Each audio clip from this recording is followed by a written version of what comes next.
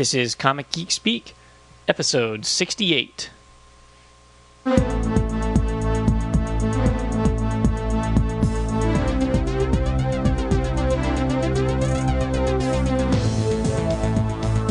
Welcome to Comic Geek Speak, brought to you in conjunction with WorldFamousComics.com. I'm Brian Deemer. I'm Kevin Moyer. I'm Jamie D. I'm Peter Rios. We are sexy bitches, yeah! And welcome to the show. Quick Book of the Month Club reminder. This month's selection is Marvel Essentials Tomb of Dracula Volume 1 by Marv Wolfman and Gene Colan, and a few other people on a couple issues. And if you'd like to pick that up, you can get it from InStockTrades.com. They're offering 40% off, so it's only $8.99. And they're also offering 40% off on volumes 2, 3, and 4.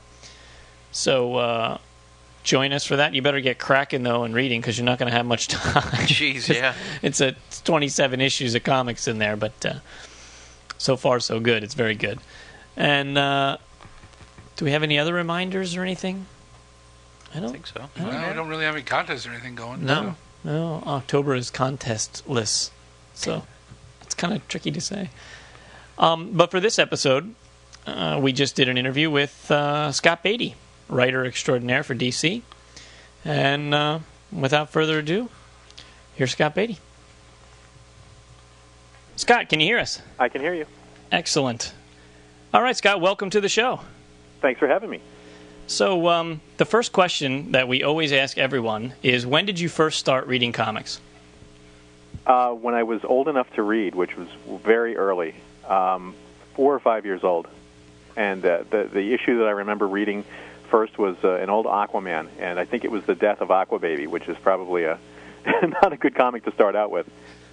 And did you transition into other books then as you got older, and what were your favorites? I was mostly a DC kid for the largest part of my life. For some reason, I gravitated to DC books. I think the Super Friends had a large part to do with that. And Marvel Comics just, I don't know, they looked cheaper to me, low rent compared to DC. So I was always a DC kid. And your favorite character? Got to be Robin, Dick Grayson, Nightwing. That's Peter's favorite. By the way, I didn't introduce everyone. With me is Kevin, Jamie, and Peter. Hi, guys. Hi, Scott. Hey, Scott. And Peter's favorite character is Nightwing as well. Right. Actually, it's Dick Grayson. I'm more of a fan of the. For some reason, I think whenever he's written, it's and maybe you feel the same way. It's more about his real identity as opposed to his superhero identity. I think he's like the one character that has evolved out of his superhero mold. I would agree with that. I mean, having written or co-written Robin Year One and Nightwing Year One, and having Dick make a big scene in Batgirl Year One too. I mean, he's a character who was drafted into the superhero business, and he got justice and retribution for the deaths of his parents. So he really has no other reason to stay out of other than a sense of loyalty to Batman. So he's basically the best good guy in the business because he's probably, quite frankly, the most well-adjusted. I'm glad you said that because that's exactly how when I have to. We're going to talk about all the stuff that you created over the years, but I mean your Nightwing Year One and Robin Year One, along with writing partner Chuck Dixon, they were great. They were great, fun stories that stayed with stayed with the continuity, but allowed it to to expand from there. You weren't stilted by years and years of Dick Grayson continuity. Well, thanks. I mean, you really have to kind of break the mold every few years because not everyone has access to Batman number 416, or that special moment of Dick Grayson first meeting Jason Todd. So, you sort of have to reinvent it every few years for readers. DC has a problem with a sliding continuity that's, every character became a hero 10 years ago. And the further you get away from World War II, the less it makes sense. The Justice Society are in their 90s, yet they're still, running around like 40-year-olds. And, the more we get away from this 10-year timeline, the more writers and readers are forced to kind of, not hold on to continuity so strongly. As long as the stories all kind of, meet somewhere in the middle, they're better for that. As long as they're not slavishly devoted to some specific point in time, then everybody wins. Yeah, I totally agree. I mean, we'll get back to this later on. We'll talk a little bit more about your resume. Okay. How'd you get started in the whole world of writing comics? I got started, oh, good Lord, a little over 10 years ago. I sort of got known as a creator or as an aspiring writer, that is, who knew a lot about DC continuity and could tick off all the members of the Legion of Superheroes, their code names, the planets that they're from, and their powers, and that sort of thing. So I was kind of a junior Mark Waid, and in that regard, Mark Waid kind of recommended me for the Flash Secret Files when the Secret Files books first got started. And that was the first thing that I wrote, and then I did some Batman Secret Files work. And by virtue of that, I sort of got a reputation as a guy who could, get the work turned in on time. And at the time, the first story that I did that was actually a comic book story was for the DCU Holiday Bash. And the editor, Darren Vincenzo, who I'd worked with on the Batman Secret Files, gave me a shot and said, look, pitch a story, don't use any of the heroes, try something different. So I pitched him a story that involved Shrapnel, the character who's sort of made up of debris, from a bomb blast. Right. And, I pitched a 10-page story that Shrapnel breaks out of the slab and goes home for Christmas because he wants to see his kids. And it harkened back to those old DC holiday tales where, it's just a single Christmas moment, that kind of heartwarming story, even for a villain. And Darren liked it so much he gave me 2 extra pages for it, and that was my first professional work that, was outside of actually writing, character profiles or timelines and things like that. And from there, I kind of got, other chances here and there to write 10-page stories for Batman Chronicles, et cetera, et cetera. And I had a friendship with Chuck Dixon, and we pitched Robin Year One, and, that really got the ball rolling. And then, of course, Robin Year One and Batgirl Year One, like you said, Nightwing Year One. You also wrote a nice chunk of Ruse for CrossGen. Yeah, and that's another thanks to Chuck. Chuck went. He sort of finished up work at DC and went to CrossGen and kind of became exclusive with them. And when Mark Waid was leaving the title for various reasons, Chuck threw my hat in the ring and called me up and said, would I be interested in writing Victorian mystery? And I gave it a lot of thought. And I on the plane ride down to Florida, I read all of Mark's work on Ruse, and I went in with a proposal and sat down with a team, which included Butch Geis, Mike Perkins, and Laura Martin. And they liked me, and based on that, I got the job. And I wrote it for about, I started on issue 10 because I dialogued some of Mark's plots in the beginning, and then I wrote it up to issue 27 when the CrossGen pulled the rug out from under us. Yeah, we have a lot of listeners who they're getting into CrossGen late, obviously because CrossGen is no longer around. Right. As an insider, beyond all the articles that were written, on Newsarama and wherever else, do you have any thoughts on your own speculation on why it just all went downhill? What the hell happened? Well, I can do more than speculate. I mean, I know the reasons why it went downhill. CrossGen ran out of money, and they couldn't get investors, and there was a lot of mishandling of money for various reasons that ultimately led to the company not being able to afford its overhead. And if you can't afford to pay your overhead, you can't pay then the freelance part. You can't pay your creators. You can't get the books out on time. And what started with good intentions all fell apart. And CrossGen was a company that treated its creators some of the best in the beginning, and at the end kind of treated them in the worst ways by not paying them. So, CrossGen put out some great books. They looked great. They had some of the, the best creators in the business, guys who are all on the Wizard Top 10 list now, who maybe weren't, on those lists before. And it just kind of, lack of money forced it to fall apart. And Butch left the title because he wasn't getting paid. And then they canceled the title on us because they thought that, that was the best way to, to take care of it, and then possibly bring it back with the number one if they got the money that they needed. But, a comic book company that was foundering, can't really find good investors. Even with some movies in development, it just all fell apart. Why was it too many titles that were being released? Is just trying too much? Well, not too many. Well, probably too many titles that weren't all selling exceedingly well. I mean, Ruse was one of the top 3 best-selling titles there, which included, Sojourn and Brian Pulido's Lady Death. So, at the end of the day, those numbers have to pay the creators.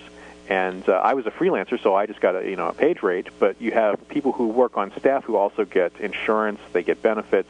There was profit sharing involved, and things just didn't all, the money didn't all add up. And there's talk that 9/11 and the stock market helped to sink some of CrossGen's assets, and there's misspending here and there, and a lot of the stuff you read on the internet, there's a kernel of truth to it.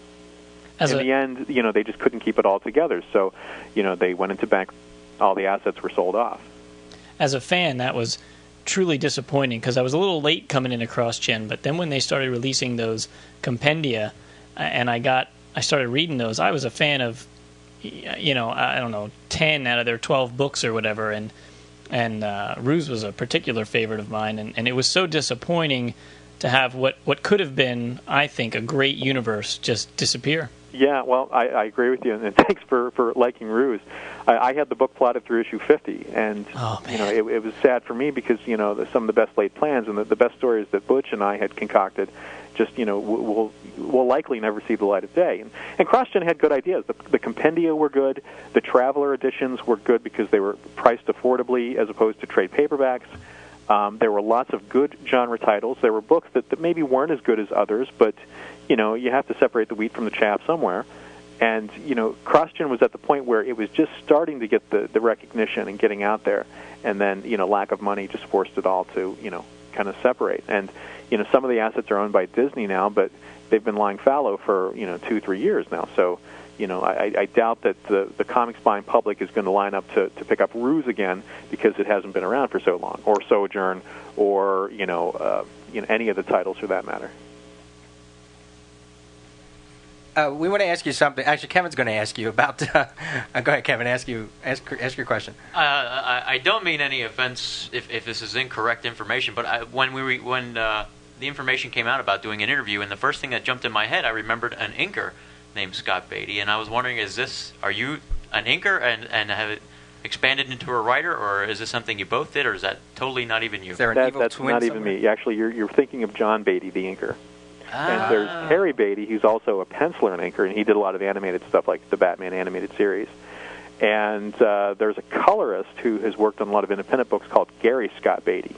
So I am the one and only Scott Beatty working in comics. But if you do a Google search on my name, you're going to find a half dozen other Scott Beattys around the globe who have nothing to do with me. Okay. So evidently it was a popular name at some point.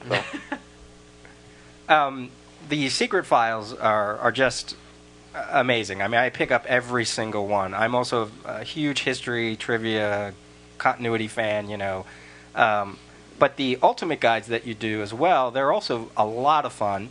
And a lot of work. I was just going to say, because it's just your name on a lot of those, and I can't imagine how much are those with DC? I assume they're with DC's blessing because you use a ton of artwork in there. Yeah. Well, everything, of course, goes through DC because they own the characters. So they're produced by Dorling Kindersley, which is a big children's book publisher, and my editor specifically for the DK books is in England. So to me, a few years ago, through DC's licensed book division, and offered up Batman because I had done a lot of Batman work.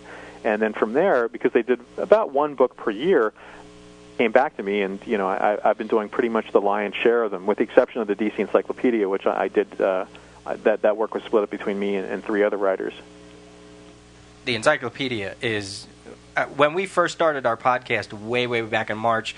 I think it was like the first episode we pulled out the Encyclopedia. We do a recurring thing on the show, a trivia thing on the show, and it's just amazing. It's amazing, and why more of those can't be put out? I mean, I guess I can speculate why, but I don't know how long that took you guys and how many late hours, but it was worth every penny. So it took a long time, probably about a year and a half, I think, from start to finish.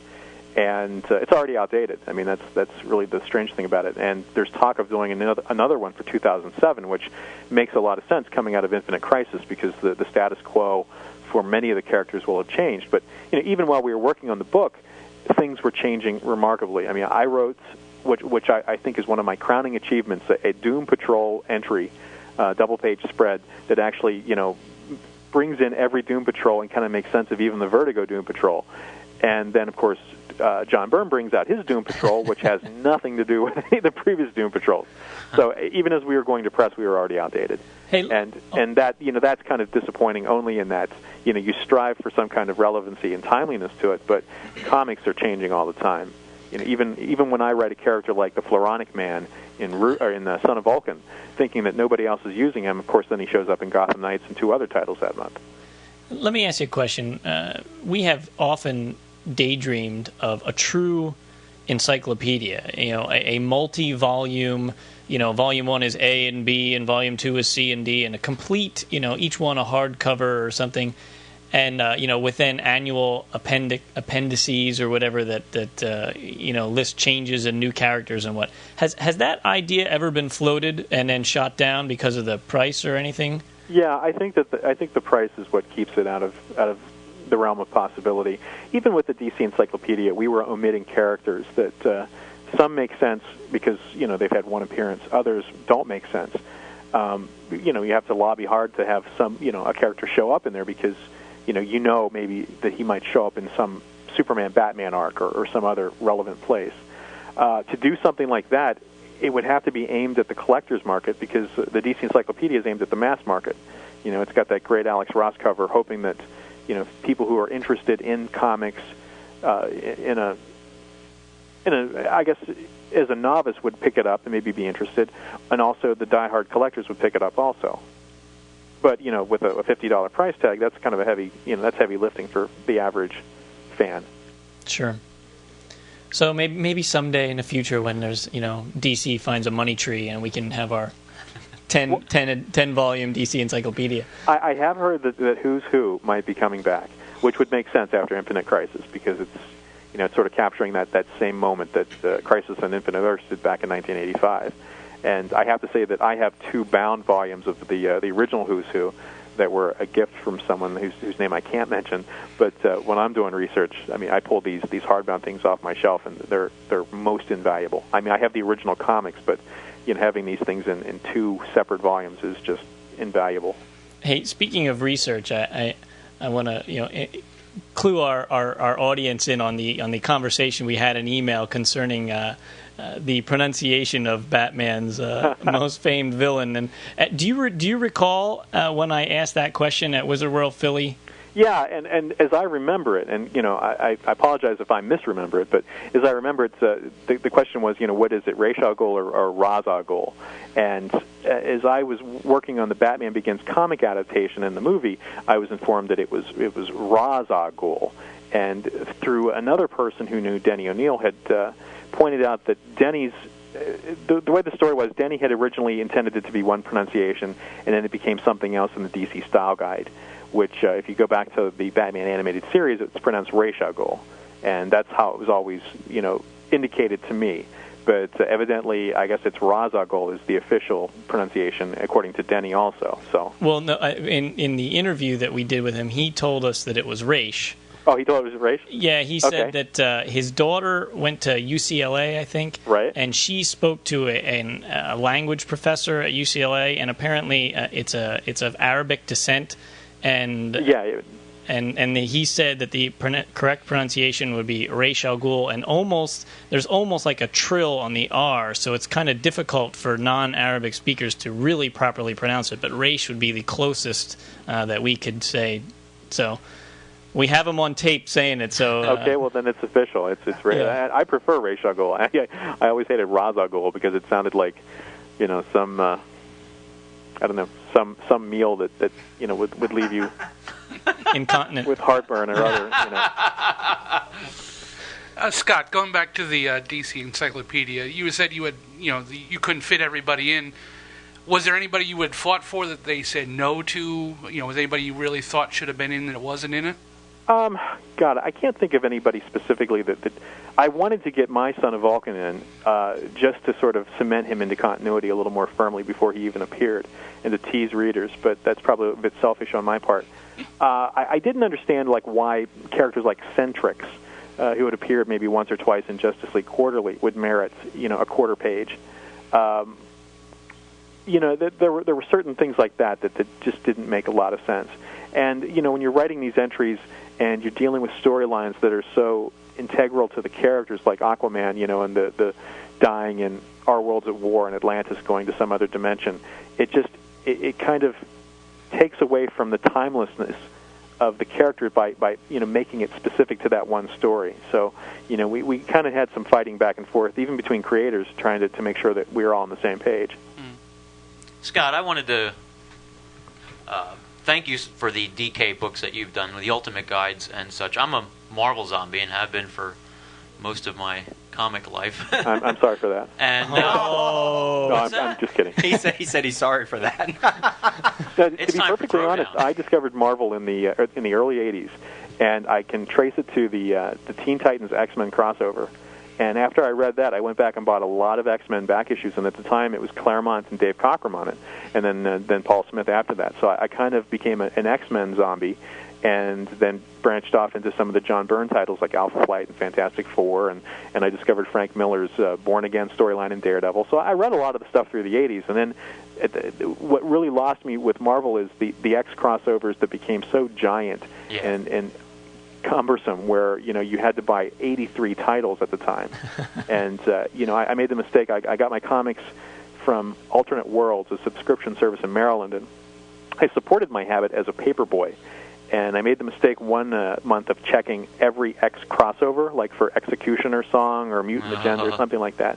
And my box went from being maybe $38 a month to $120. Wow. So when you have to take out a loan from your parents to pay for your comics, you're probably in too deep. So I pulled away from Marvel at that point. Well, I mean, and that I can relate. I mean, my coming into Marvel, when I was 4 or 5 years old, that I can remember, I started reading comics back in like 1970, 71, and then I was reading all the classics of reading Amazing Spider-Man and things like that really caught my attention. I really got involved into, and then it expanded from there. Of course, reading the John Byrne Fantastic Four and getting into the X-Men in the late 70s, and really enjoying the Claremont Byrne and the Cockrum issues, and even the Paul Smith stuff. But even then, after that, I lost interest in it as well.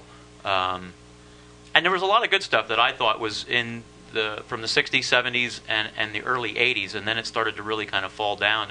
And I did, at that point, started picking up a lot more DC stuff, because, at that time, that's when they were doing Titans, and Crisis came out. And, sure. And, so actually, I'm in the same boat, because my subscription service that I have with my local comic shop, I actually went up to, in the middle of the 80s, up to almost 90, 96 titles a month. Wow. Because I started buying a lot of DC stuff, as well as still buying the Marvel. And then I started pushing the Marvel out a bit, and then it just kind of leveled off for me.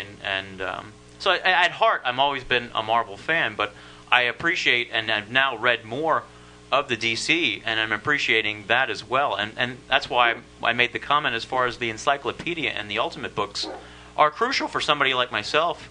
The Ultimate Guide, those things are so well done that a child, young children or young adults can read them and get a good just and feel for the characters. But for somebody like myself who's been reading comics a long time, it's a great background thing, because it's not superficial.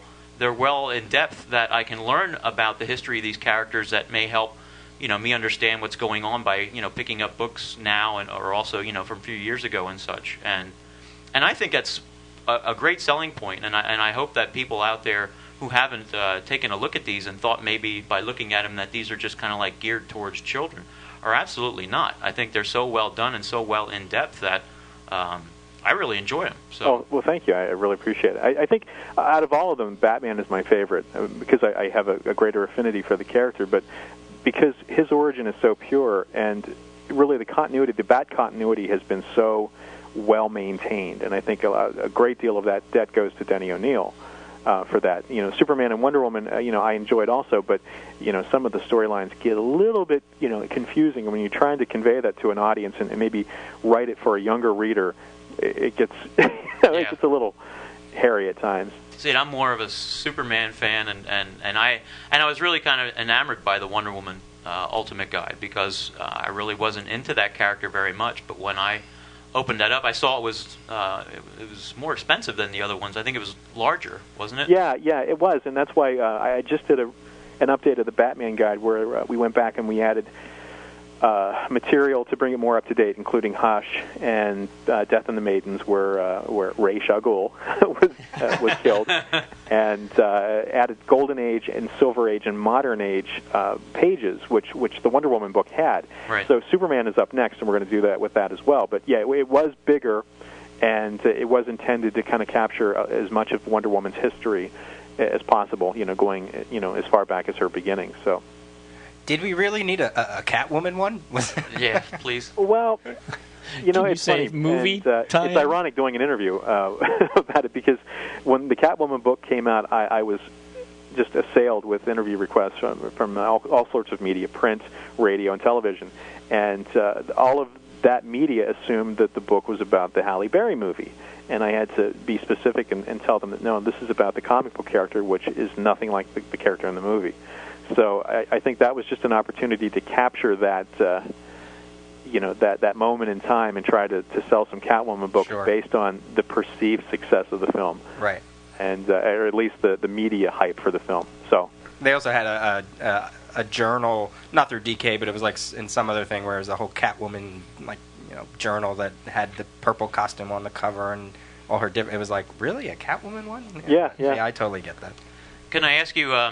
Two of my favorite DC characters have always been Green Lantern and the Flash. Is there something in the works for either of those characters? Well, at present, not to my knowledge. I think that if the Flash movie comes to fruition and a GL movie comes to fruition, then you'll definitely see some kind of some kind of ultimate guide, whether it's just devoted to the film or devoted to the character specifically. Outside of comics, not many people know Green Lantern and the Flash.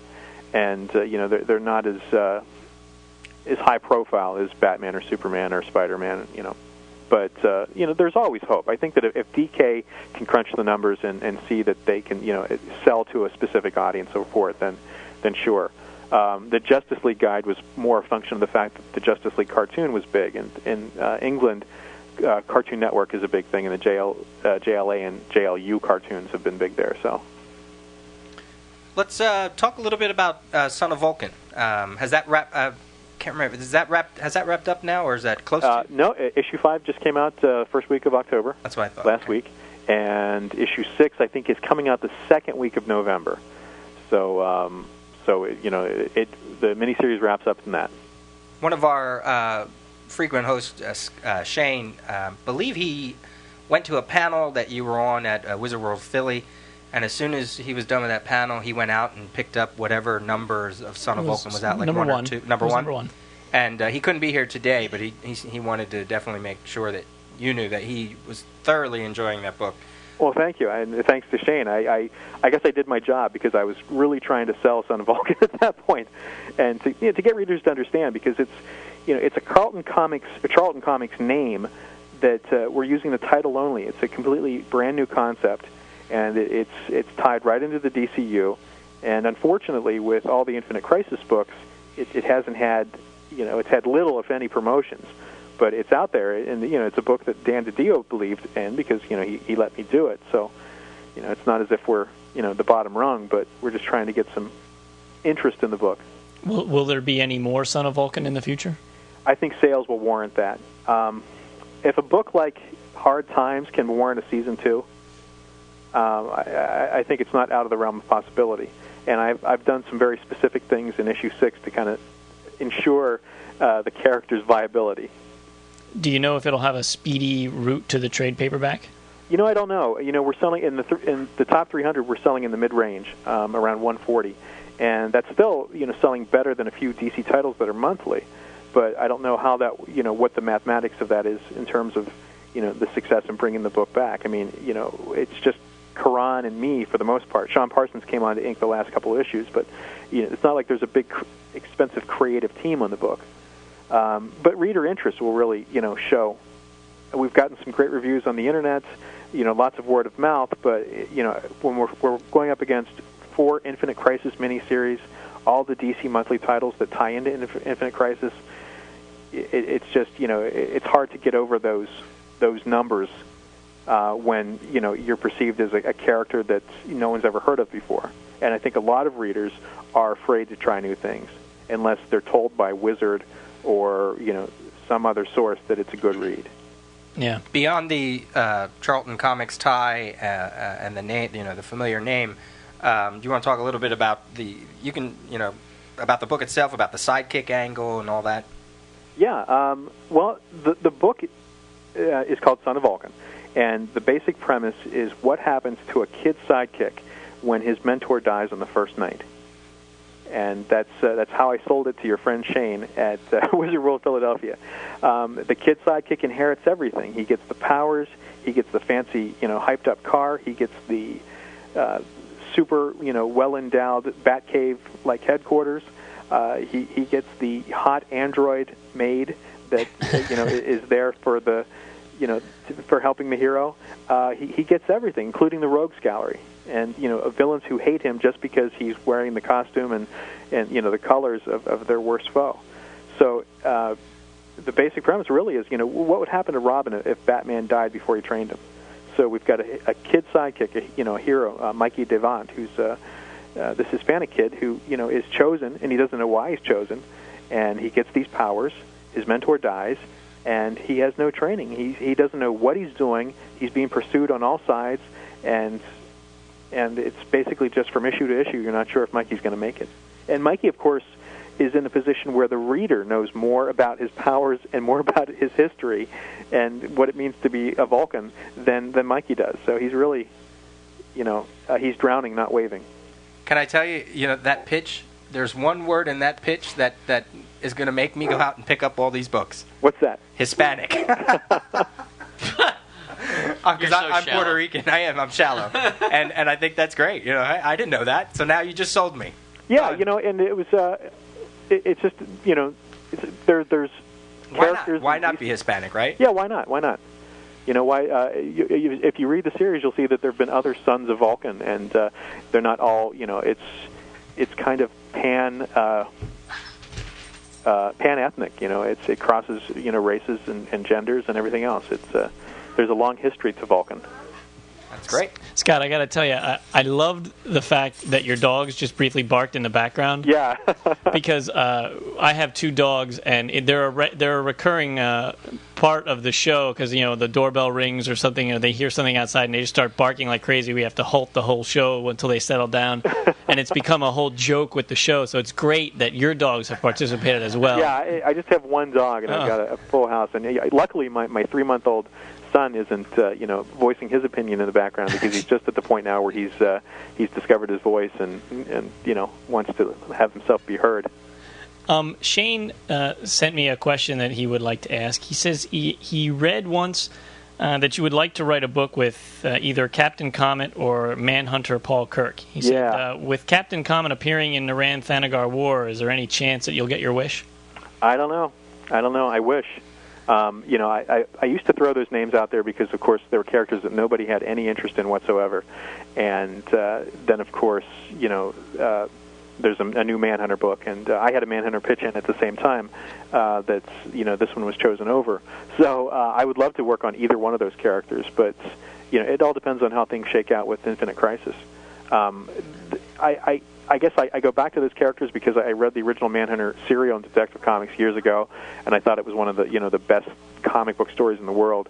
And I read Secret Society of Supervillains, and I just love the notion that there's this one hero running after the Secret Society, trying to bring them down. And it was a guy I'd never heard of, Captain Comet, and he had a cool costume and nifty powers, and he's just I'd love to work on those guys. And I've made it known to the powers to be at DC, but we'll see. You know what? So did I. Back when Captain Comet was when he hit his 50th anniversary. This was like year 2000, 2001 or something like that. Like every comic fan does, I sent a proposal in for DC that probably was never opened. Got a letter from Mike Carlin, suggesting that it probably was never read. With the same kind of idea, because he was so big in Legion, and here was a character that was kind of like the Superman of space, and I just thought he had a lot of potential, and it's interesting to see him now playing a small role, but playing a role anyway. Oh yeah, and it's nice to see just all of these characters kind of come back in some way. The Green Lantern Corps. If you were a fan of DC Comics in the 70s and 80s, now is a good time to come back because there's a generation of creators and a generation of editors, and Dan DiDio is a big fan too. That are seeing these characters return in ways that are nice to see. Speaking of comics in the 70s, I read another article, and this will appease Kevin's Marvel fanship, that you wanted to write, or you would love to write, a Werewolf by Night. Yeah, I wanted to call it Werewolf 24/7, where Jack Ryder is, he can't turn off, the lycanthropy. He's a werewolf all the time, and that was my pitch, Werewolf 24/7. So I don't think it'll ever happen. I've Probably had not. very little luck in interesting Marvel in my work, and I don't know why that is, but Marvel is a different cadre of creators. They're the cool kids. So maybe someday. So as a fan of DC, are you looking forward to Infinite Crisis in 52? I am, and I'm looking forward to seeing where, as both a fan of the characters and as a creator, to see again where all the characters shake out in the end. Who's left standing, because then I'll know how I can play in the playground or make pitches and things like that. And also, I guess it's, I saw major changes happen in '85 when I was, a teenager, and now that I'm, not a teenager, I'd like to see where the characters are now, and what's going on with them. It's nice to see when the characters change and evolve, and when the status quo doesn't always return to zero. And that's one of the things that Chuck Dixon and I wanted to do when we pitched Last Lap, was to do a crossover where it didn't return to the status quo, but we were sort of foiled in that. So just think, you'll get more chances to write more Ultimate Guides out of all this, like you said before. Yeah. Well, as long as the DC films keep making money, that helps too. I mean, the more mainstream appeal there is for comics, the better off comics is. Even though sometimes the characters are diluted. Batman Begins was a great film, but you're never going to see your favorite version of the character on the big screen, because Hollywood has a tendency to take it and morph it to their own ends. Do you? We talk about this a lot, repeatedly on the show, is where we see the comics industry going, or where we'd like to see it going. What are your thoughts on that? It's really hard to explain or hard to articulate, because this is an industry that the form has changed very little since its inception. I mean, 70 years later, it's still paper, and 22 pages. I mean, printing changes have changed comic books more so than I think even changing times. We had all the problems with Seduction of the Innocent and the Frederick Wortham kind of putting the kibosh on a lot of the stuff that was being published. But, gosh, I wish I knew. Years ago, I remember when First Comics published Shatter. Do you remember that one? That was like the first computer-generated comic. Oh, yes. Mike Sayans, I think it was. Yeah, and it was drawn on an Apple computer or a Macintosh computer, and that was supposed to be the future of comics. And then years later, comics on the web, which was something that CrossGen did, where you could pull up whole pages and voiceover actors, some good, some not so good, voice the characters, and they thought, well, that's going to be the next big thing because we're all wired into the internet. Well, it doesn't seem to be the case, because we still want to go out and buy these paper, products that cost more and more every year.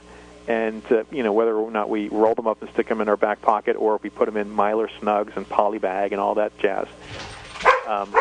There we go. A dog.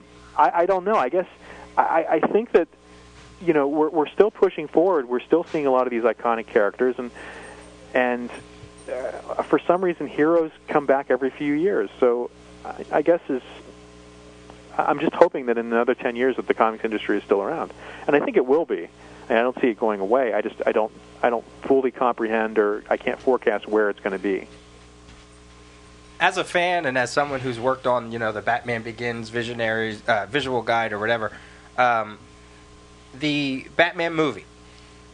Step out of you being a writer and all that, and just as a fan, do you think we could get away with at least 2 or 3 more of those movies without a Joker?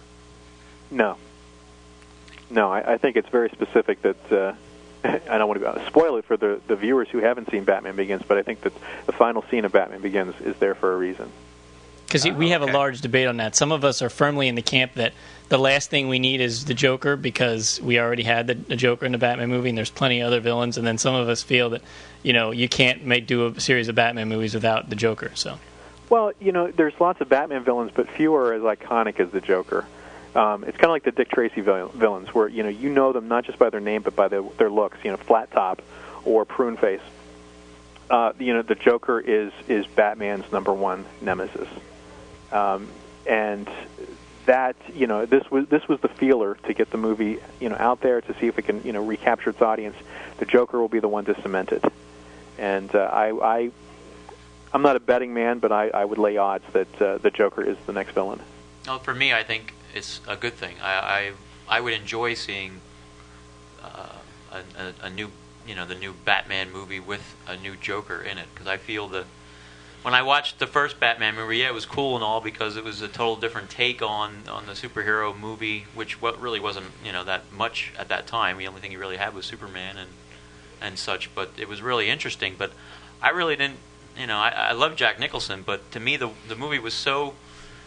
There was so much going on, you never really got to enjoy what I think you could have gotten out of utilizing those characters. And yeah. I feel kind of left out, so that, to me, I look at it the way they did such a wonderful job with Batman Begins. I actually look forward to them doing a Joker movie because I think that it'll be much more enjoyable and there'll be a lot more in it that you can enjoy from it. Yeah, I think that, I loved Tim Burton's movie. When I saw Batman, and I thought, yeah, finally, we got past the campiness of the 1960s, which, I watched that stuff after school, same bat time, same bat channel, just like everybody else, and I loved it. But that wasn't the Batman I read growing up, the Batman who had relevance and was cool. And, they kind of brought that back in the Tim Burton film, but it was more a Joker movie than it was a Batman film. And my only concern is that the producers of the next Batman films keep it limited to one villain. It's nice to see a cameo here and there. Or Batman can start out the film by fighting a specific villain, before the credits roll, just like the James Bond openers. But just keep it to one specific villain. Don't divide the film between two villains, and lose the audience in that way. Right, because I think by doing so, there's just too much information you have to cover to try to get people to understand who these characters are and what's going on. And by doing so, you lose part of the story, and that's. Like when I watched the first Batman movie, I went to see it, 4 or 5 times in the theater because it was just so cool. Oh, sure. But there was a lot of things I didn't pick up on because there was just so much going on between, telling Batman's origin and telling Joker's origin and such.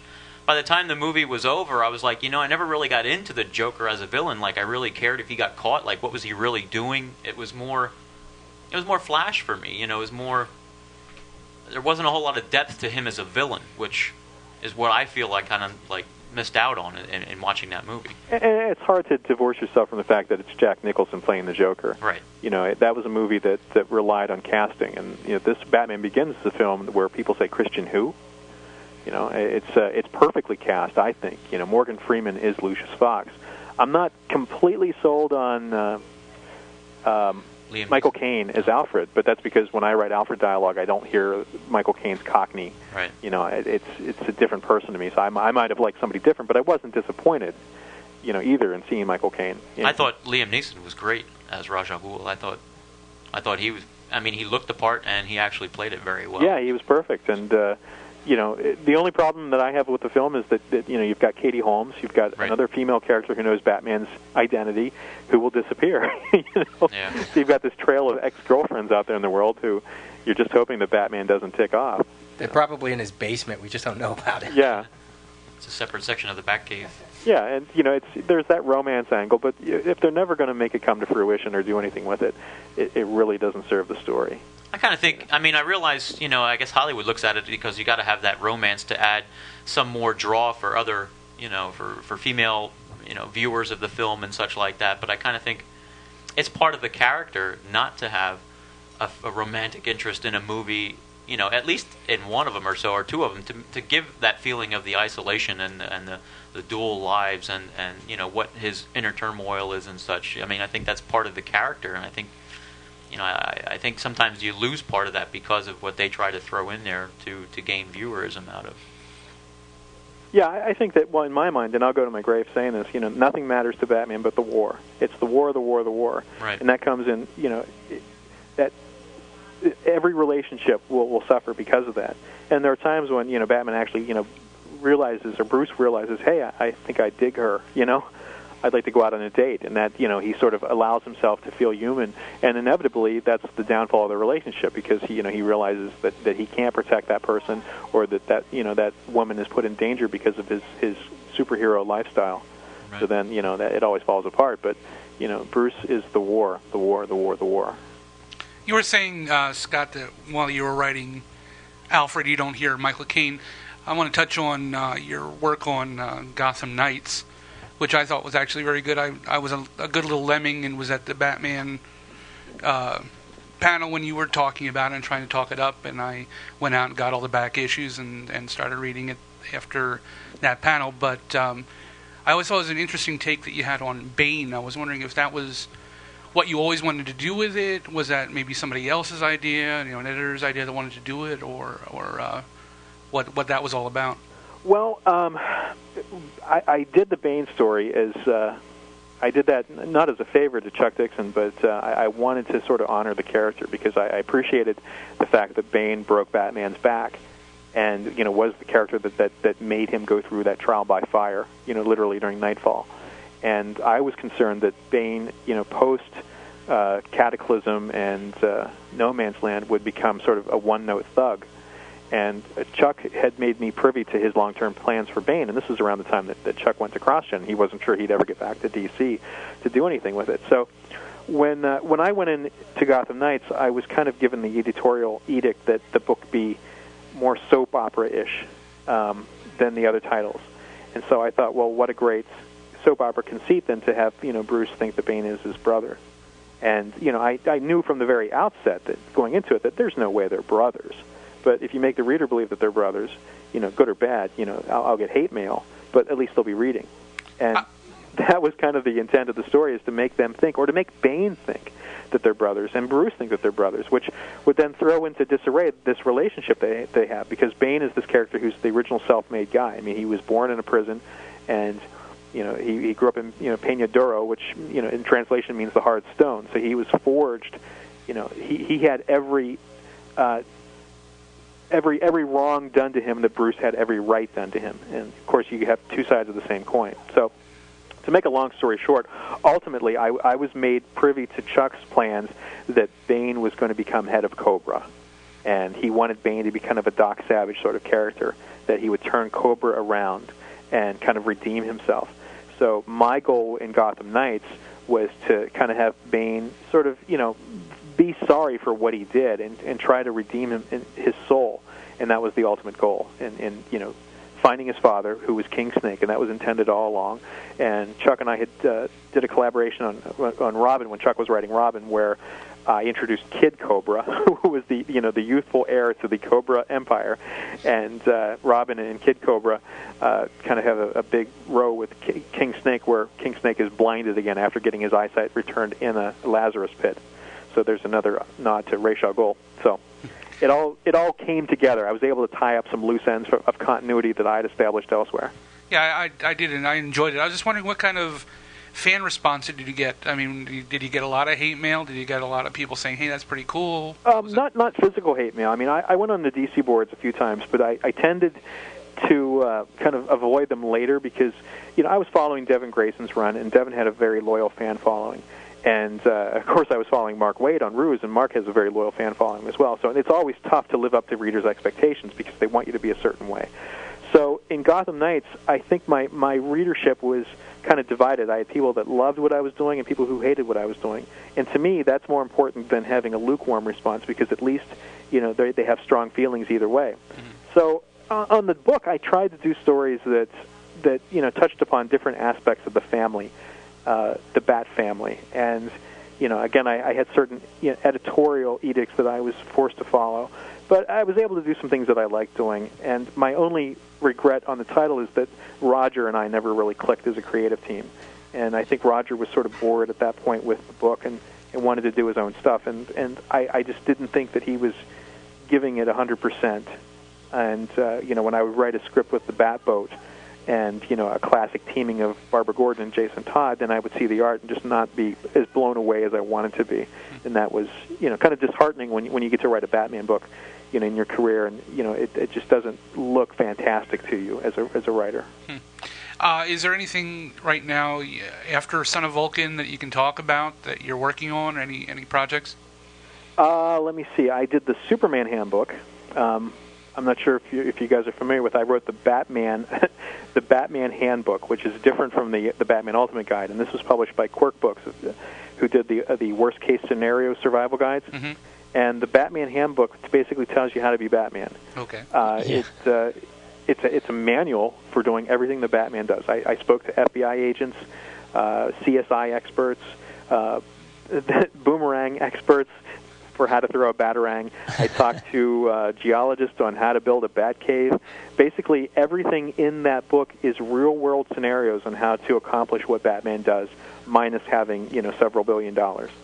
So that's something I'm very proud of, and I just did the Superman handbook, which in many ways is a lot more real-world in its approach. It basically is how to be the ultimate good guy, and you'll learn relevant skills like how to save somebody from quicksand or riptide or that sort of thing. So that's coming out next year. I'm going to be writing a 2-issue arc on JSA Classified, and I can't really get into the specific details on that, but I'm kind of excited about that. And more than likely, I'll probably be working on something related to Superman Returns. Cool. Excellent. We have one of our other hosts, Matt. He bought that Batman guide, and he is part Batman. I mean, he hangs out in his basement, and he calls himself the Dark Knight. He's a private detective, right? So we expect him to be climbing buildings. And now that I hear that, I think he's actually probably building his own Batcave in that house. Well, it was such a blast to write because I had to talk to a lot of people, and what's really funny is that when I'm calling these people, a lot of cold calling was involved, and to find different experts, psychotherapists, or on how to defeat phobias, emergency room technicians on how to treat poisons. And when I mentioned it was Batman, I'd get either one of two responses: "Oh, okay, I'm sorry, I can't help you," or "Batman, for real?" So I discovered that so many cops and firemen were willing to help me just because it was Batman, and they were fans of Batman, and more than likely, if they're cops, they grew up reading Batman, and that's why they're cops today. Cool. We want to switch gears, and one of the things we do on the show regularly is called Stump the Rios. I kind of pride myself on being a trivia nut, and we want to. We want to ask Scott questions? Is that what we let's play Stump the Beatty. Stump the Beatty. You got 3 questions. All right, are you up for that? 3 questions. Yeah. Okay. We got one question that was sent in by a listener, Adam Cornelia. Can you name all 13 members of the Legion of Doom? All 13 members of the Legion of Doom. Okay, let me try this. Lex Luthor. Gorilla Grodd. Giganta. Black Manta. Toyman. Bizarro. Scarecrow. Riddler. You're right so far. Let me see. I'm trying to visualize. And I'm not looking up anything on my shelves here. Cheetah. Yeah. Sinestro. Very good. So what, 3 more? 3 more. 3 more, okay. Maybe Pete can help you out if you get stuck. The funny thing is the listener asked for 13 and he only wrote down 12. Oh, really? So I can't even answer all 13. I thought maybe you'd just whip them right off. Peter, can you help him out? I'm pretty sure one. Did he say Solomon Grundy?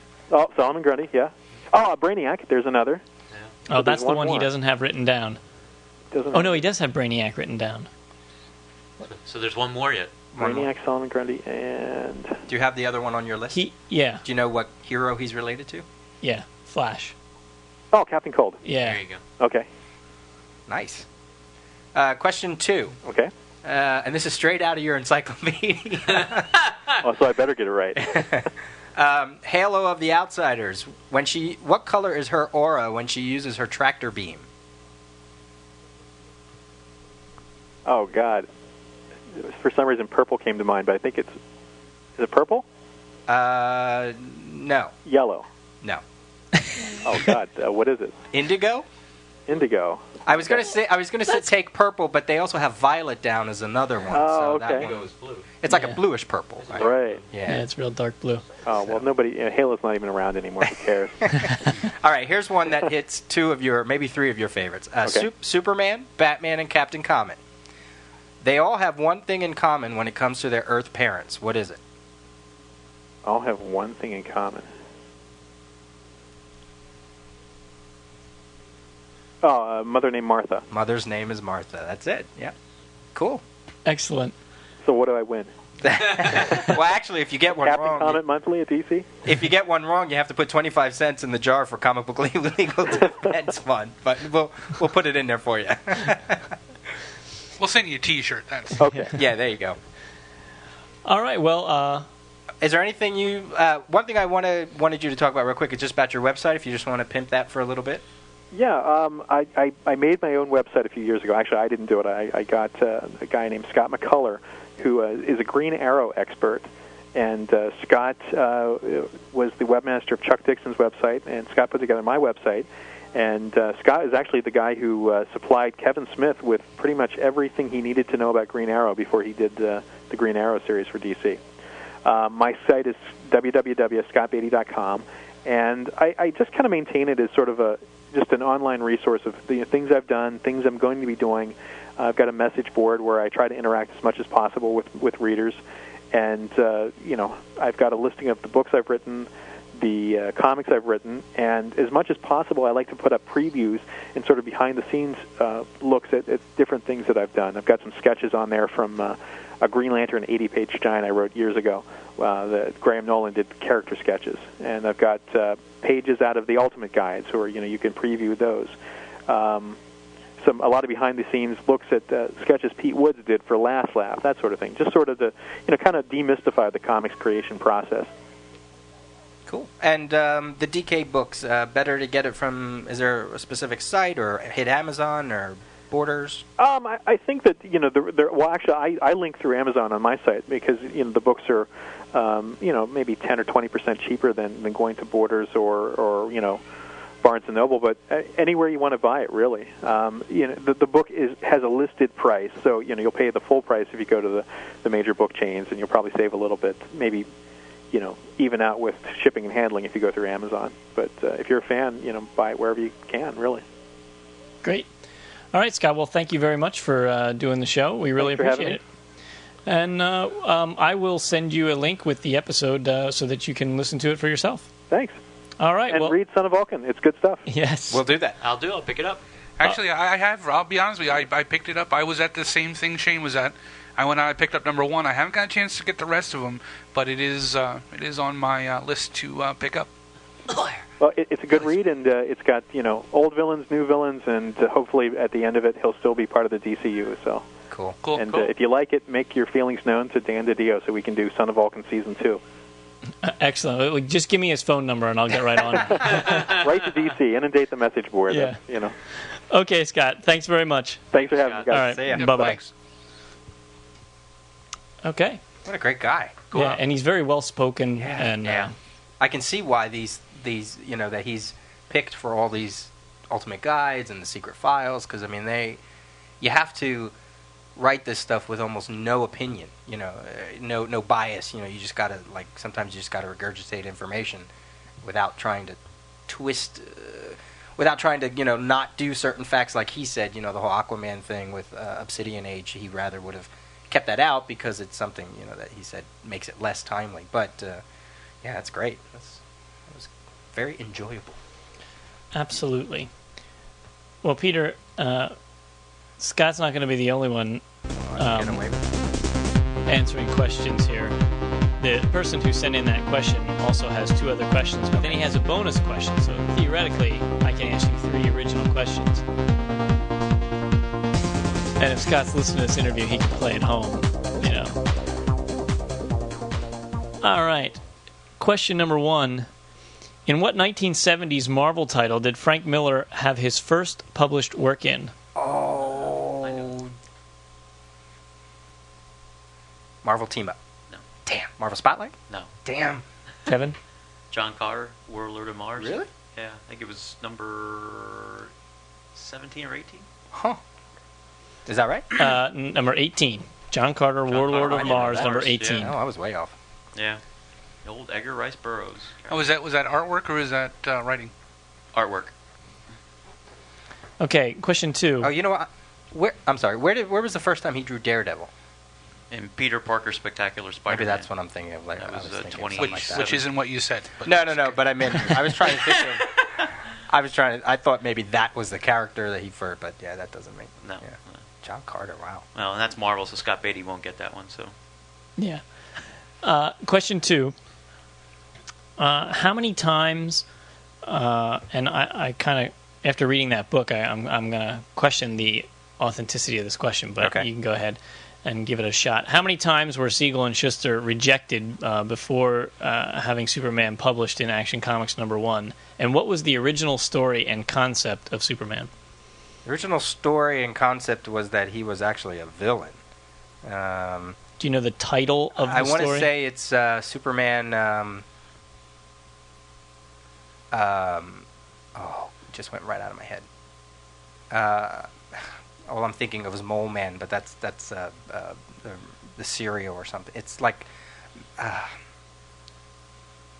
the mad scientists of the atom, something like that. I don't know. He has Reign of the Superman. Reign of the Superman. Damn it, that's right. Now, you know, That's where they get the. how many Good. times was it rejected? That's the. That's See, he says 4 times, and I you just read the book. I read the book, and I know they sent it off a bunch of times, but I don't know. I mean, 4 just sounds so specific. I don't even know if they could tell you how many times they, Yeah, 'cause I was thinking- sent it. I mean, it was the impression that I got from reading the book was that it was over a several year period, Right. It was and like, they sent it in a bunch of times to a bunch of different people, and so I don't know. I thought it was like within a 4 to 6 year period. No, it wasn't that long. Wasn't it? No, it was like a 2-year period. Because I was reading that. I don't know which book you're referring to, but I was reading that. Was it the complete guide that they put out? Remember what that was, Peter? Those 3 books they did: a Batman, a Superman, and one. By Les Daniels, Superman, the complete history. The I complete think it is, history, yeah, and they covered that quite extensively. But I don't think I was, just recently reading that not too long ago. I don't remember them pinpointing amount of times, but Yeah, I mean, I didn't gain that information from I know the they book said that I they read did either. submit it quite a few times. I shouldn't say quite a few times, but multiple times before they actually changed the concept to him being an actual hero. But the other part of that question, though, is more than enough that if we want to scrap the yeah, the reign of the Superman. because that's obviously a better that's question. Yeah. And the last question is, what planet were the Wonder Twins from? Oh, come on, I should know this. Zan and Jane were from the planet Exor? Jamie, any shot? Nope. Wait. 'Cause I should know this. Wait. Because they were just Summon the power of Scott Beatty. I mean, they were just in Young Justice there for a little while, and I know they said what planet they were from. I thought you were close. I thought, it's like... That's one of those that has like X's, a whole bunch of X's, and like no vowels in it. What is it? Xander. that's what I was thinking, Xander. Xander. Why am I thinking Exor? I don't know. No idea. Zan and Jane are from the planet Xandor? Yeah. Wait. We got the guide here. Let's see if they have it in there. Oh, that's right. The Wonder Twins are in there, right? Yeah. Wonder Vamp. Twin powers Bam, activate. bam, bam, bam.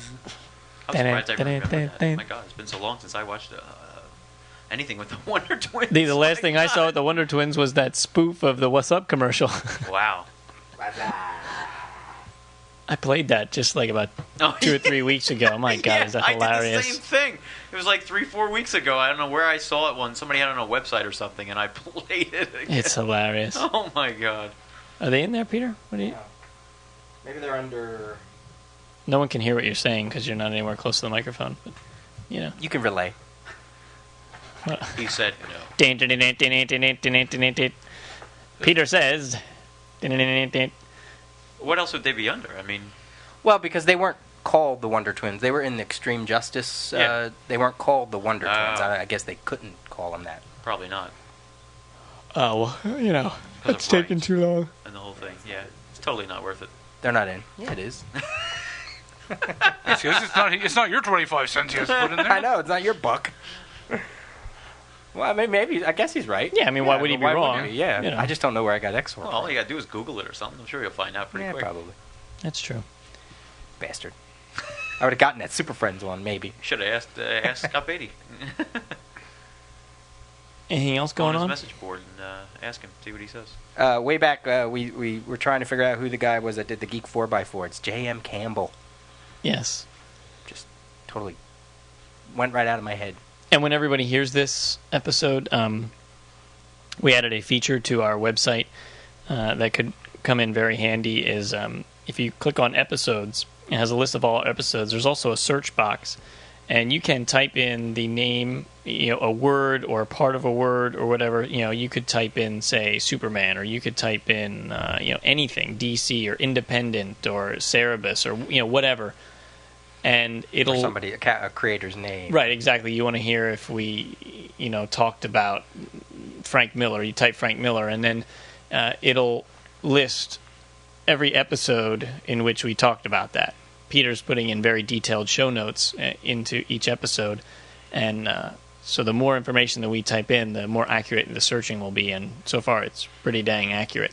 So you should check that out. Or especially if you're a recent listener and you're wondering, hey, did we ever talk about the implosion of the 90s? Well, just type 90s, and then boom, you'll see which episode that we talked about it in, or whatever. Or collapse, or if you want to know what episodes we talk about, independent comics. Exactly. Some of the popular questions that we get, So You can do. I know you can. The other thing you can do is like top 5 runs, top 5 writers, top 5 artists, because we did that a lot in a lot of different episodes.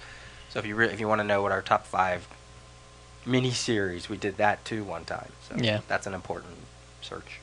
Yeah. So that's a handy tool you can use. Mm-hmm. And I think by the time they hear this, the Quarters in the Jar section will be active too, which is our letters page. So what we're going to do is some letters that will spur conversation we'll read on the air, and letters that are just kind of saying hello and whatever we're going to put on the website, and then we all have the ability to respond to them on the website, so it kind of looks like a mini blog, with letters and then comments about it from us. So if you send us email, you could look for your letters, your emails to be on the website, and if you don't see them on the website, it means we're probably going to be talking about them on the air. So that's how we're going to do letters from now on. Cool. Excellent. Anything exciting going on, guys? I just want to talk briefly because I've been trying. Every time I write it down, and I always forget. We always try to, put out their movies that we saw, and I had 2 late night movies that I saw. One was called Earth versus the Spider. Oh God. Have you seen that one? Yes, I did. With Dan Aykroyd. And it came out in 2001. It was so obviously preempting Spider-Man. It was like something they put out to try to get it out just at the same time or right before. I think it was right before. Yeah, it was right because I remember seeing information about it and people talking about it right before the first Spider-Man movie came out. Oh God, it's terrible. It's so terrible. He shoots the web out of his chest. Yeah, it's the whole point is that he's just changing, and by the end he's changed, and it's a whole sacrifice story. And it's awful. It's so horribly done. I mean, it's so low budget. And I was surprised to see Dan Aykroyd even attached to it, yet alone see him in it. There's a whole subplot with his girlfriend where she's I don't know what they're having relationship problems, and she goes and follows him. Next thing you know, in the alleyway, she gets attacked by the spider, and it's like that. Was that the only reason why this character was around? Apparently. There was one shot, we talk about movie making because of what, you guys did with Crusaders and stuff like that. But I'm sure everybody has seen something like this shot where you're looking up at the character while they're running. and it looks like they're stationary and everything else is kind of moving around. And I never knew quite how they did that. Well, this movie, you definitely know. He holds it with one hand. He holds the camera with one hand. What are those cameras called? Steadicam. Steadicam, yeah. And the other one is up by his forehead, like, going, oh my God, I'm sick, whatever. And he's just looking around, and it's so obvious that he's holding it because the frame, where it should be just on his face, is kind of also on his torso too, and his right arm is just dead still. And it's like, that's pretty bad when you can see what the movie making is. Yeah. So stay away from that one, or watch it if you want to laugh at intrigued some by it. Crappy movies. Yeah. And the other movie, and I think you mentioned this, and I just stumbled onto it, Kevin, before, was Spider Babe. Oh yeah. Oh, Did you see that? Yes, I actually have that on tape because we TiVoed it out of one time it was on, and Lynn TiVoed it, to check it out, and we started watching it. Oh my God! And it totally is not what you would think. They have a character called just, MJ. Jay Jonah is called something else. Yeah. I forget. It's called the Daily Bunghole. It's not. It's a whole soft porn. I know, and I'm sorry, Scott Beatty, that we're talking about this on your interview episode. Like a Skinamax movie, or you know what I mean, one of those low budget, rip off, spoof. Horrible. Soft porn kind of thing. It's mostly lesbian action. Note to self. I actually, and the funny thing was, you can borrow it from him. Yeah, she TiVoed it, and we watched it. Of course, we had to take it in doses because it's just terrible. But I said to her, one of our game nights, I said, we should just put this on. Not even tell anybody, hey, let's watch something and put it on. And she was like, no, I don't think it'd be a good idea. So she erased it from the TiVo, but. Like 2 weeks ago, she said to me it was on again, and she TiVoed it and taped it, so we have it on the archive to watch it. The best is, you talk about low budget and poor acting and. Well, the Norman Osborn character, she's a female. She turns into this thing called Serpentina or something like that, I forget, or Reptilia or whatever. Something like she wears a snakeskin bikini. Or something. But in her wait, it gets better. In her laboratory, this. High tech, where she has this scientist. It's a laboratory. It's a warehouse with literally a fold up card table, I think, and that is it. That's your laboratory. It's like, and one light, hanging from the top, and that is it. That was so bad. Because there was that one, and I think the same night that was on, there was one called Playmate of the Apes, which was and the thing I had to say, we were sitting talking about, I said, I've had better special effects in Crusaders. Not only Crusaders, but in community theater. I mean, doing shows, like we've done and you've done and I've done. I mean, some of the stuff there we've done was better and more high tech than they're doing. And I'm like, how do these people get budgets to do this stuff? I mean, it's so crap. I mean, it's so awful. The acting's awful. The Playmate of the Apes people were on Howard Stern one day. Really? And the bottom line is they sell enough copies of those because guys are just horn dogs. Jesus, and they make money, so it's unreal. They have a whole series of them now because as long as they're selling, they'll keep making them. It's all these spoof softcore. It doesn't matter how cheesy it is. If there's naked boobs in it, guys will buy it. If you're a fan of watching just bad movies, these two movies you need. You're not going to get Spider Babe on in stock trade, so don't go rushing to that site for those of you who want to buy it. No, but I mean, they're just.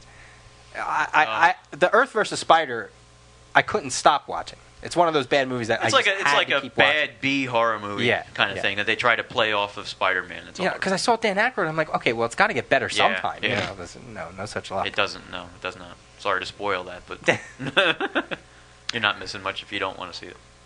We have one email that we got. I think is very cool that I want to read. It's slightly lengthy, but I think it's worth it. Sure. It says, "Hiya, boys. I've been listening to the show for the past few weeks while working in my boyfriend's studio, and you've made us both big fans of your podcast, and we really enjoy the elements each of you bring to the table with your show. I've loved the range of subjects you go over in your broadcasts. You manage to keep things fresh, and even when any of you complain about something, you have a counterpoint for it that could explain maybe why a book is late, colored a certain way, etc., unlike some of your other listeners who write in. One in particular that struck me was the gentleman from Australia. He briefly complained about Steve McNiven taking forever on Ultimate Secret. Well, my boyfriend is actually Steve's colorist, Maury Hallowell, And I feel bad for a lot of the pros out there who get a bad rap when it really isn't their fault a book is late. True, at times it is an artist who just can't get the product out, but in Steve's and Maury's case, they got switched to a different book, which is, of course, the New Avengers. This happens so many times with so many artists, and the fans don't stop to think that maybe it was someone in the upper offices who just didn't schedule something correctly. We are still catching up on all your podcasts. We just finished the 3rd Book of the Month Club, so I'm sure I'm sure there is more I'll write to you guys about later. Oh, and thank you for having a colorist on your show. So many readers never realize how much is placed on a colorist and how little time they have to get things done. Maury has more than 15 pages due by Monday, and this was written, I don't remember that. I don't know the day of the week now. Also, a lot of readers don't realize how important the colors are to their own senses and buying comics. Many of us Americans have no interest in black and white comics, which is sad because there are so many good stories in black and white. Okay, just a few more things, and I'll promise I'll leave you alone. I read so many different titles each month, and started as a true Marvel fan, but since then have moved to DC and Indies. My favorite is Dawn, Courtney Crumrin, many X and back titles. And I also costume at cons when I get a chance as my favorite female comic and cartoon character. So I guess my question is, and forgive me if you've gone over this in a cast I've yet to hear, what do you think of the costuming side of cons? I'm not crazy into it, like I don't think I'm one of those characters, but it's something I enjoy, and I really think it adds some flair, and more often than not, some laughter to a convention. I'm sure any of you have been at a con during a moment of downtime. You've talked to the pros you wanted to, you've gotten your goodies, and the con seems to be slowing down. Then, out of nowhere, a crazy fan runs by in a colorful costume, making you giggle. If you don't have any interest in the costumes, please let me know. And if you do have any interest in the costumes, please let me know, and I'll gladly show you a few of mine, one of which is a Poison Ivy costume. Also, you should contact Maury sometime and ask him about his coloring, something he takes very seriously. Thank you for all of your great episodes. It makes my flatting for Maury fly by, which, by the way, is very cool because I get a peek at all the new art coming out. Keep it up, guys. You're only getting better and better, and a lot more pros listen to your cast than you know. Oh, listening to episodes 50, and George never corrected Maury or I on his name. Guess we messed it up too. Many thanks, gentlemen, from Carly Starr. She says, P.S. Is your dog's name Greta? I think we heard that, and that's our dog's name as well. Well, it is Greta. And she says, one last thing. Oh, and going way old school, Laura Depew Martin always wins the awards because she is an amazing artist. Her color sense makes all the other colorists I know drool, and she's one of the sweetest people I have ever known. Well, thank you, Carly, for that excellent email. Definitely, that was really cool. Yeah, that's great. I mean, when Steve McNiven came off of CrossGen and came into Marvel and started doing his artwork on all, some of these favorite characters of mine and some of the new stuff, and especially with for the Marvel Knights series. Man.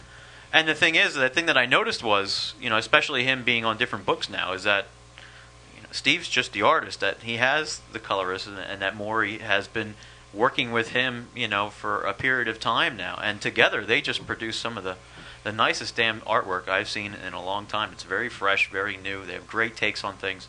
And one of the most recent things that I really enjoyed was Steve, and I'm assuming Maury had something to do with it, was the creation of the Ultimate Captain Marvel character with the costume and stuff, which I think is just amazing. I mean, absolutely amazing. So kudos, thank you. Which CrossGen book did he work on? Meridian. Yeah. Oh, I loved it. Yeah, that was one of the better ones. So fantastic, and the artwork on that book. Yeah, it started. The first 6 issues were Josh Middleton, which were good, but then when Steve McNiven took over, it really added to the character and defined. To me, that's how I picture the storytelling in my really head. took off after that. I have to agree. I mean, she was talking about colorists and not getting the credit. I'll be honest with you, until we really talked to Brian Miller, I didn't look at a colorist. It was just, he hit a palette, boom, there's a color on this, there's color on that. And now looking at comics, I look at them through a whole different set of eyes. I look too. at that now. I look and say, wow, especially the ones that Hi-Fi does. And now I'll start looking at Maury's a little more.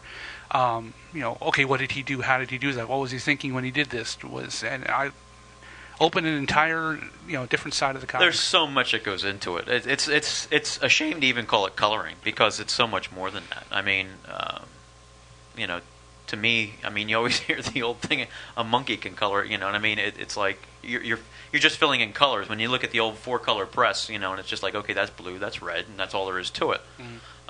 Now with this digital painting, there is so much more that goes into it. These guys are not just colorists; they are painters. I mean. They're almost sculptors in a way because the way they shape absolutely, you have to. That's why I say you can't just have a sense of color. You actually have to have a sense of art and anatomy and such. I mean, there's a lot of you look and be aware of when you look at some of the artwork that you see. There's some artists that are so line drawn artwork that it's so linear that there's no shading, no cross hatching, like Kevin McGuire. Kevin McGuire, exactly. And I was fortunate to have, Chris Sotomayor, who's been my tutor and friend for a period of time, and he showed me a lot of the pages before they were published without the word balloons and such. And that's one thing I said to him right away that I noticed right away that you're looking at a picture of Namor and there was no defining artwork on his torso. And when you look at the page, it's just blown out, and it's all done by Chris. I mean, he did all the muscle tone with all the different shading, and having to actually draw that. So it's actually, he's part of the art. And that's why, after being a colorist myself and getting to know these guys and then really recognizing how much work goes into this, it is something that I feel that, we've talked about this many a times, to be more recognized than it's just a pencil or a writer or even possibly an inker, because it is so much more that is added to the books that people don't realize. I really don't think they sit up and take notice. I think they kind of take it for granted kind of way. And Laura Martin has been well renowned in the industry for years and years, and that's why she does win a lot of awards. I was very disappointed that she had a panel down at Wizard World in Philly, I think it was 2 years ago. And it was on a Sunday, and I was or 3 years ago, something like that I only went down one day. We only went down for one day. And she had her panel on a Sunday, and I got up Sunday morning. I was like, you know what? I'm going to go down. I'm going to meet her. I want to see what I can learn from her. And my car broke down on the way down to the so I never got to meet her. I never got to, But unfortunately, like I said, I had a great connection with Chris Sotomayor afterwards, and we've set up a good friendship. And now I'm meeting Brian Reber at Baltimore, who is great friends with Chris as well, and what we've talked with Brian Miller about. I mean, it's nice that people are sitting up and taking notice, and I'm very appreciative of Maury's work that he does with Steve, because I just absolutely adore their artwork together.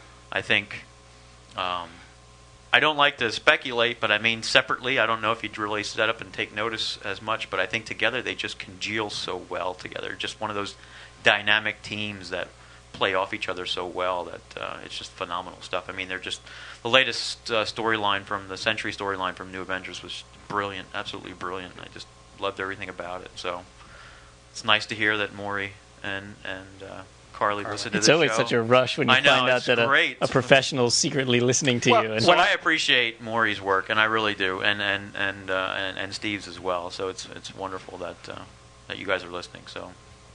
When I read that email before, it dawned on me. I went, wait a minute. What else do they have to do? What else can they do but listen to stuff while they're drawing, while they're inking, while they're coloring?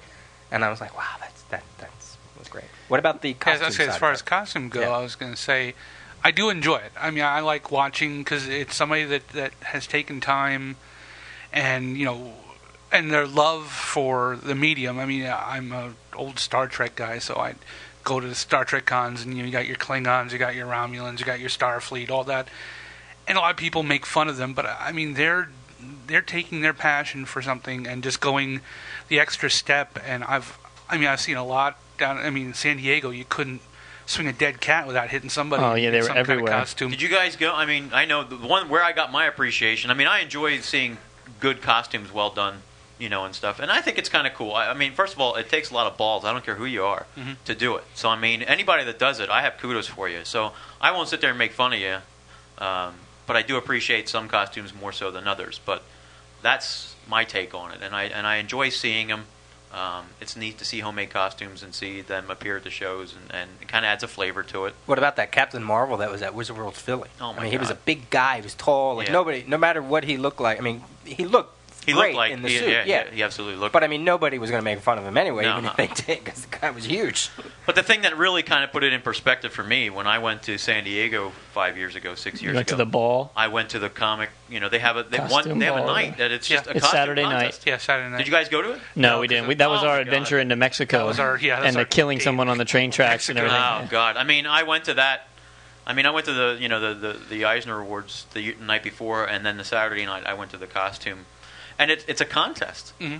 But it's like, I mean, that huge room, it's like 2 panel rooms that they open up, and it's huge. That is jam packed. It's standing room only, and the amount of people that enter this contest, and the costumes are just phenomenal. I mean, one that sticks out for me, and he actually won one of the awards for that, was some guy did a Heroes Reborn Iron Man costume. And, I mean, he came walking out on stage, and it looked like he made it out of PVC. I mean, it was solid. You could see it was kind of rigid, and he was, moving kind of stiff. But, I mean, he had that slick look to it, and it almost looked like armor. And he had those 2 things that come up off the back. The Wheels Protasio. Yeah, he had drawing. the steam or smoke coming out of them, and came walking out. And actually, it's not even just somebody coming out and being in a costume and being judged of how well they did the costume. They actually can bring their own music or dialogue, and they actually act out scenes. I mean, my goodness. it's so extensive. It's gotta go amazing. next year. Yeah. So I mean, if you go to San Diego, you have to go. I mean, it is something. If you talk about costumes at cons, that is the epitome.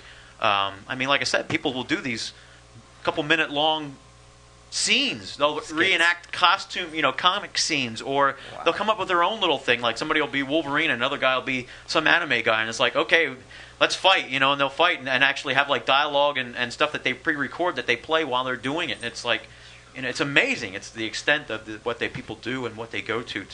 So why don't you dress up as Daredevil, and Jamie will be Kingpin, and you guys can work out a suit? And there you go. How awesome would that be? I just need to get taller. I mean, I got the girth. I just need to Put go you some taller. shoes on you. Get you some platform shoes. You have those in your parents' house in the 70s, right? Sure. No, Well, had we not gone down to Mexico, I was going to say let's go to that. Yeah. I was definitely. But you can't go to San Diego and not go to Mexico. I mean, that's Well, part, I had that's to part of go the trip. say hello to the guy I used to Well, live you with. had that too, so it yeah. was But like- I mean, we went to Tijuana one night, and that's just part. well, that's part of the that's flavor. where yeah. that's where I used to live. Yeah. Well, now and then Brian, if we go next year, he'll give us the Death Train tour. Yes, because they will have to go down there and say, right here is where we ran over the Pay guy. homage, and like I said, I know we hit somebody when I was in San Diego too. That's crazy. We didn't kill him, but it was some drunk hobo, whatever, and he more. It's not that we ran him over, but I think he kind of like ran into the train as we were going, and you heard his thump, and He they took off his stopped shoe. But yeah, Well, we all every year Shane has a Halloween party, and those of us who are so inclined do dress up. And in fact, his party's just in a couple weeks now. So, and I know I'm making a costume, and Kevin, you're making a costume, Yep. right? Yep. And Peter, are you doing a costume? I'll get around to it. and Shane's got something cooking. See, we all keep it a secret from each other what we're going to be, and we show up at the house in costume and surprise everyone. So we'll have pictures in a few weeks. And then there were some pictures from last year on the blog, and it's, again, I'm embarrassed, but I had to do it because I did it. On the blog, I think from early, if you click on our blog to March, the post from March, you will see a picture of me in my homemade speedball costume. And, it was Peter was Phantom Stranger last You were year. Preacher. You were Yeah, I Preacher. was Jesse Custer and Preacher, and I don't think anybody else really dressed up last year. I don't have any of the other pictures on the site, Yeah. but I just have the speedball one, so... We'll have Tasha to put was some of the Elektra. other ones up from the other years. Yeah, I should. Well, maybe when I do this year's Halloween, I'll throw up Throw up last the year's other ones. Halloween as well, and then you can see them. Yeah. But It's fun. It is fun to yeah, I'm having fun making this year's costume. It's a character I really like, and I think it's gonna. I think the costume will look good. do. I just which hope is I always can nice. finish it. If it's taken some time, so it's crunch time. You better get so your ass hopefully in everything gear. can come to fruition. But And if you want to send those pictures you were saying about your costume, I'd love to. Yeah, I'd love to see take what a- you've you know, created. see And what Oh, absolutely, yeah. So, yeah, we're all into it, so that's fine. So, We just don't personally dress up at cons because I just don't have, my balls are not big enough for that. well, and plus when we when we were Crusaders, you know, and we went out Yeah. to Chicago Con, I mean, we spent 3 days all day in costume. There was nothing more I wanted to do at the end of the day but get the hell out of that yeah. costume. So, I mean, I guess I'm kind of tainted in a way that I don't want to dress up. Costumed out. Yeah, it's like, but no, I enjoy seeing what people have to throw together. It's fun to see. Well, my costume's easy this year. I'm going as Kazar. It's so simple. Just need a wig and a You just need a loincloth. wig and a loincloth. I don't want to see that. I'm bringing my cat. I'm going to bring my little cat. gonna say, Zabu. Zabu. Oh, I'll bring Eli. Yeah, He's bring the Eli. Same color. Yeah, just put some fangs on him. On that note, we're going to end the show. If you would like to send us an email, you can do so, comicgeekspeak@gmail.com. And please visit our brand spanking new website at comicgeekspeak.com. Big thanks to Bob at GameCircuit.net for hosting our files. And thanks to UpAllNightGaming.com for hosting the website. We beg of you to vote for us at Podcast Alley and to subscribe to our show using iTunes. If you would like, you can buy a T-shirt. They're $10, and that includes shipping. You can get them off of our website as well. Once again, as usual, we're brought to you in conjunction with WorldFamousComics.com. And as always, we are uniting the world's mightiest heroes, one listener at a time. See you next time.